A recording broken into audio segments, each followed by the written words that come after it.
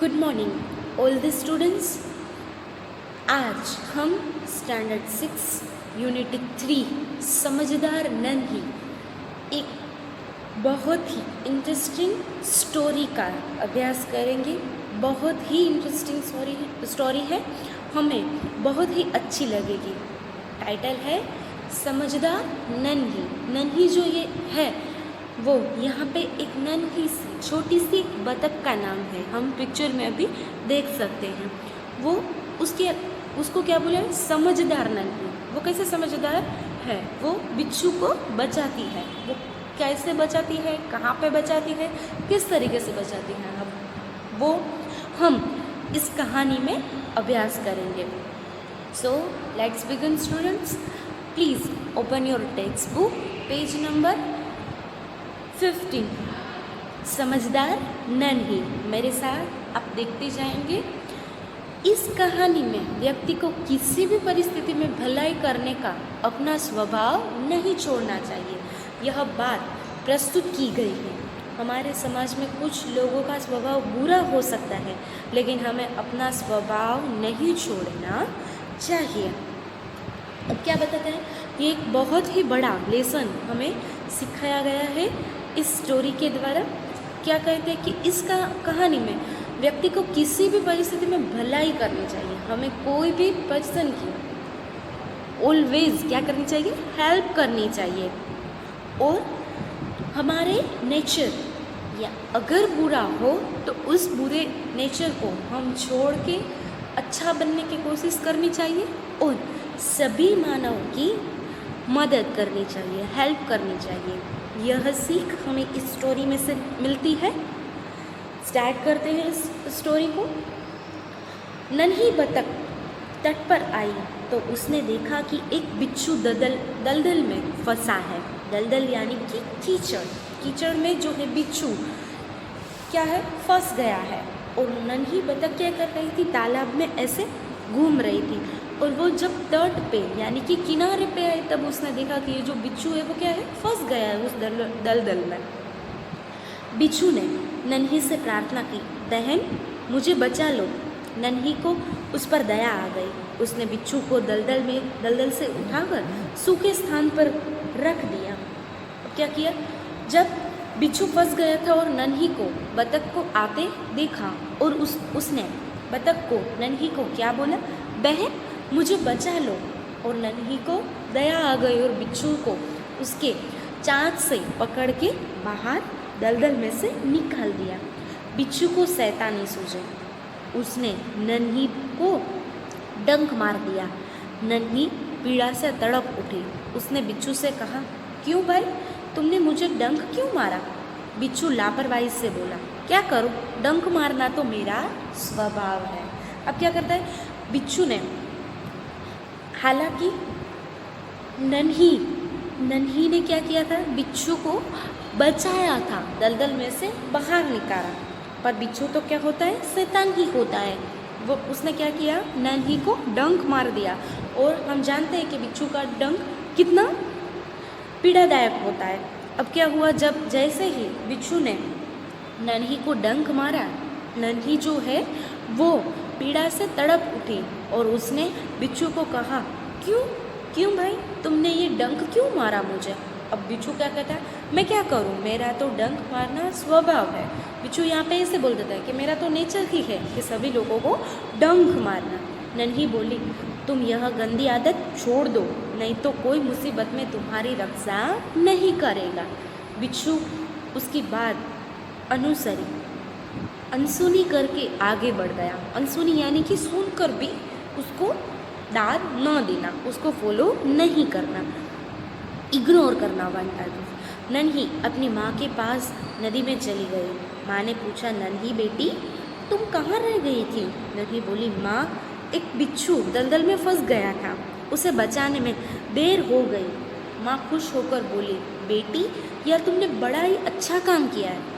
क्या होता है कि ऐसा बोल के वो नन्ही जो है वो बिच्छू को सही सलाह, सही एडवाइस देती है कि तुम्हें यह गंदी आदत छोड़ देनी चाहिए। कौन सी गंदी आदत? डंक मारना। और बिच्छू ने क्या कहा, शैतानी में उसकी बात को अनसुनी करके वहाँ से चला गया। और नन्ही जब उसके माँ के पास गई और उसने पूछा कि तुम कहाँ रह गई थी, उतनी देर क्यों लगी, तब उसके माँ ने नन्ही ने बताया कि एक बिच्छू जो है वो दलदल में फंस गया था, मैं उसकी मदद करने के लिए रुकी हुई थी। और उसकी माँ खुश हो जाती है कि वह बहुत ही अच्छा काम किया तूने। नन्ही बोली, लेकिन बदले में उसने मुझे डंक मार दिया। माँ बोली, बिच्छू अपनी गंदी आदत का गुलाम है, तुम्हें उसे चाहे कितनी भी बार बचाओ वह बार बार डंक मारता रहेगा। और नन्ही बोली, माँ मैं उनकी गंदी आदत को छुड़ा कर रहूँगी। जब नन्ही उसकी माँ से बात करती है तब वो बोलती है कि मैंने बिच्छू को बचाया और बदले में उसने क्या किया, मुझे ही डंक मार दिया। तो माँ बताती है कि बिच्छू जो है वो अपनी गंदी यह आदत का ही गुलाम है, वो जितनी भी बार बचाएंगे उतनी ही बार वो डंक मारता रहेगा। नन्ही ने ठान ली थी कि मैं उनकी गंदी यह आदत को छुड़ा कर रहूँगी। कुछ दिन बाद बिच्छू के प्राण पुनः संकट में पड़ गए। इस बार वह पानी की धारा में जा गिरा, डूबने उतराने लगा। मौत के सामने देखकर बिच्छू को नन्ही की याद आई।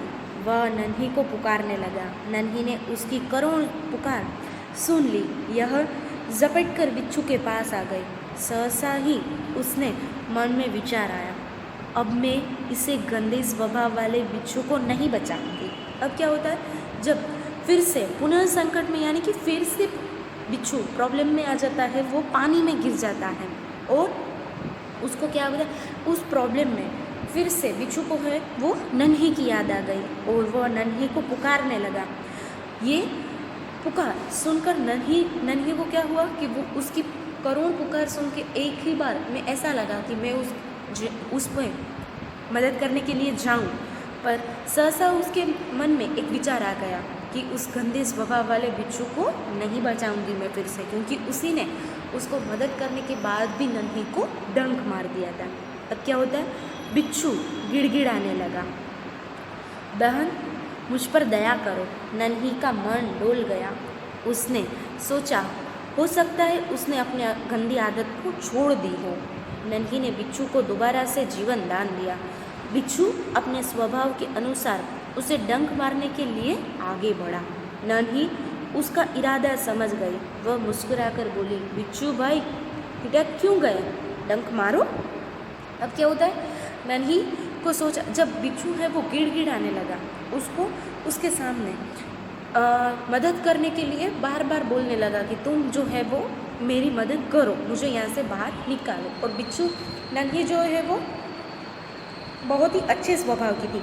उसने क्या किया कि सोचा कि बिच्छू का स्वभाव जो है, नेचर जो है वो बदल गया होगा, वो अब उसकी गंदी आदत को छोड़ दी होगी, वो अब डंक नहीं मारेगा। उस तरह सोचकर क्या किया, नन्ही ने दोबारा से बिच्छू को बचाने की कोशिश की और जैसे ही बचाया, बिच्छू ने क्या किया, फिर से डंक मारने के लिए वो नन्ही की तरफ आगे बढ़ा।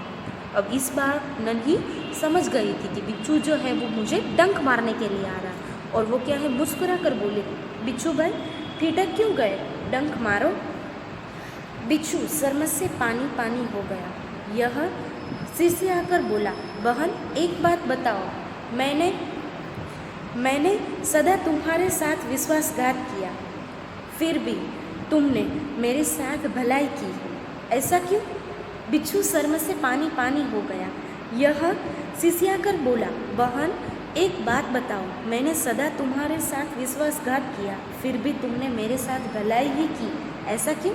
अब बिच्छू उसको पूछता है कि मैंने तो तुम्हें डंक ही मारा है, उसके बाद फिर भी तुम मेरी मदद क्यों कर रही हो। नन्ही बोली, भलाई करना मेरा स्वभाव है, मैं तुमसे बदला लेने के लिए अपनी अच्छी आदत क्यों छोड़ दूँ। मेरा काम बचाना है, मैं मुसीबत में पड़े को बार बार बचाती रहूँगी। तुम्हारा काम डंक मारना है, तुम मारते रहो, देखती हूँ कौन जीतता है। अब यहाँ पे नन्ही बहुत ही समझदार बात बताती है। क्या बोलती है कि भलाई करना मेरा स्वभाव है। जो नन्ही बतख है उसका स्वभाव ही है सबकी भलाई करना, और वो बिच्छू की बताती है कि तुम्हारा स्वभाव है सभी को डंक मारना, उसकी वजह से मैं अपनी अच्छी आदत क्यों छोड़ दूँ। मेरा काम है सभी को मदद करना और वह मैं करती रहूँगी, तुम मारते रहो और देखती हूँ कि कौन जीतता है। यहाँ पे नन्ही जो है वो बिच्छू को बताती है कि तुम डंक मारते रहो, देखते हैं कि कौन जीता है। हालांकि हम सबको पता है कि हमेशा अच्छाई की ही और सच्चाई की ही जीत होती है।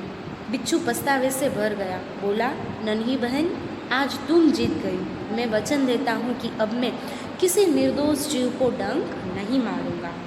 अब क्या होता है, बिच्छू समझ गया कि नन्ही जो है वो बहुत ही अच्छी है, और उसी समय बिच्छू ने एक वचन लिया, एक प्रॉमिस की नन्ही से कि मैं अभी कभी किसी भी निर्दोष जीव को डंक नहीं मारूंगा। नन्ही खुश होकर नदी में चल दी। माँ ने आज फिर पूछा, बेटी कहाँ देर कर दी? नन्ही ने पूरी घटना बता दी। माँ प्यार से बोली, प्यारी समझदार नन्ही, भले लोग अपनी बार बार की भलाई से बुरी तरह बुरे लोगों को भला बनने की राह दिखाते हैं। नन्ही प्रसन्न होकर थिरकने लगी, और उसकी माँ क्या सीख देती है कि प्यारी समझदार नन्ही, भले लोग अपनी बार बार की भलाई से इसी तरह बुरे लोगों को भला बनाने की राह दिखाते हैं।